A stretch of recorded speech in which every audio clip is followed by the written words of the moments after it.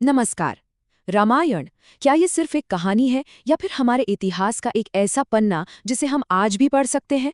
चलिए आज उन सबूतों की पड़ताल करते हैं जो हमारी स्रोत सामग्री के अनुसार रामायण को इतिहास का दर्जा देते हैं।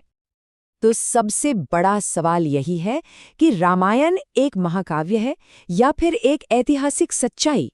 आइए इन सबूतों की गहराई में उतरते हैं और देखते हैं कि ये हमें किस नतीजे पर पहुंचाते हैं। अपनी खोज की शुरुआत हम जमीन और समंदर से करते हैं, जहां आज भी कुछ ऐसे भौतिक साक्ष्य मौजूद हैं जो रामायण की कहानी के अंशों को हमारे सामने रखते हैं। राम सेतु या जिसे एडम्स ब्रिज भी कहते हैं, इसके बारे में हम सब ने सुना है, पर सवाल यह है कि क्या यह सिर्फ एक पौराणिक कथा है या फिर कोई ठोस सबूत जो रामायण को इतिहास से सीधे सीधे जोड़ता है। सोचिए, ये पुल पूरे 48 किलोमीटर लंबा है। भारत और श्रीलंका को जोड़ने वाली ये संरचना इंजीनियरिंग का एक बेजोड़ नमूना है, चाहे इसे किसी ने भी बनाया हो। देखिए, नासा की सैटेलाइट तस्वीरें दिखाती हैं कि ये चूना पत्थर के टीलों की एक चेन है। जियोलॉजिकल स्टडीज इसकी उम्र त्रेता युग के आसपास की बताती हैं, मतलब वही दौर जब रामायण की घटनाएं हुई मानी जाती हैं। और सबसे दिलचस्प बात, इसका सीधा अलाइनमेंट और कोरल बेस, ये सब इस ओर इशारा करते हैं कि ये कोई कुदरती बनावट नहीं है। अब अयोध्या की बात करें तो एएसआई की खुदाई में एक प्राचीन मंदिर जैसा ढांचा मिला है।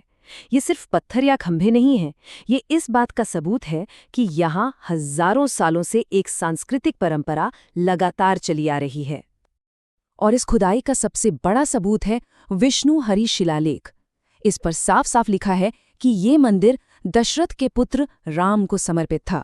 इसे इतिहास और कथा के बीच की एक बहुत मजबूत कड़ी माना जाता है। हमारा ये सफर अब हमें समंदर पार आज के श्रीलंका ले जाता है, जहां रामायण की कहानी वहां की जमीन पर आज भी जिंदा है। श्रीलंका में रावण एला गुफा से लेकर सीता अम्मन मंदिर तक ऐसी कई जगहें हैं जो सीधे रामायण की घटनाओं से जुड़ी हैं। ये सिर्फ टूरिस्ट स्पॉट नहीं है, बल्कि एक जीती जागती परंपरा का हिस्सा है। सरकार ने भी इसे रामायण ट्रेल के तौर पर मान्यता दी है। चलिए अब जमीन से नजर हटाकर आसमान की ओर देखते हैं।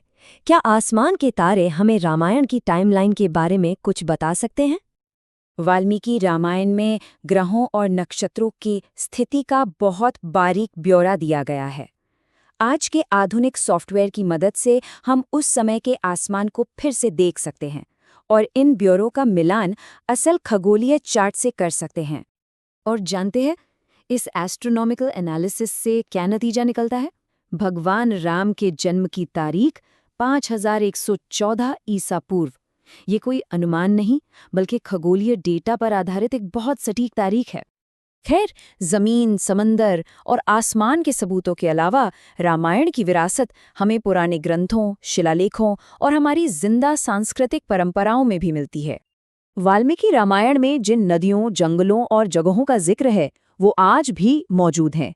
इतना ही नहीं, नासिक की गुफाओं में दूसरी सदी ईसा पूर्व के शिलालेखों में राम और रामायण जैसे शब्द मिलते हैं।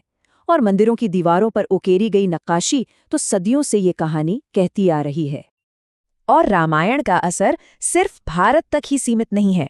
नेपाल से लेकर इंडोनेशिया तक और थाईलैंड से लेकर बाली तक ये एक ग्लोबल विरासत है। ये सिर्फ कोई स्थानीय लोक कथा नहीं, बल्कि उससे कहीं बढ़कर है। एक और हैरान करने वाली बात, थाईलैंड के राजा आज भी अपने नाम के साथ राम की उपाधि लगाते हैं। ये इस महाकाव्य के गहरे और कभी न खत्म होने वाले असर का एक जीता जागता सबूत है। तो जब हम इन सारे सबूतों को, इन सारी कड़ियों को एक साथ जोड़कर देखते हैं, तो हम किस नतीजे पर पहुंचते हैं? रामायण के प्रमाण किसी एक जगह या एक चीज में नहीं है। वो धरती में है, समंदर में है, आसमान में है और हमारी संस्कृति में आज भी जिंदा है। ये सब मिलकर एक बड़ी और बहुआयामी तस्वीर बनाते हैं। और ये हमें हमारी स्रोत सामग्री के उस शक्तिशाली निष्कर्ष पर लाता है कि रामायण एक ऐतिहासिक घटना थी और भगवान राम एक ऐतिहासिक व्यक्ति थे। तो आखिर में ये सवाल बचता है कि जब आस्था, संस्कृति और विज्ञान तीनों एक ही दिशा की ओर इशारा कर रहे हों, तो ये तय करना कितना मुश्किल है कि इतिहास की सीमा कहाँ खत्म होती है और कहानी की शुरुआत कहाँ से होती है। ये एक ऐसा सवाल है जिस पर हम सबको सोचना चाहिए।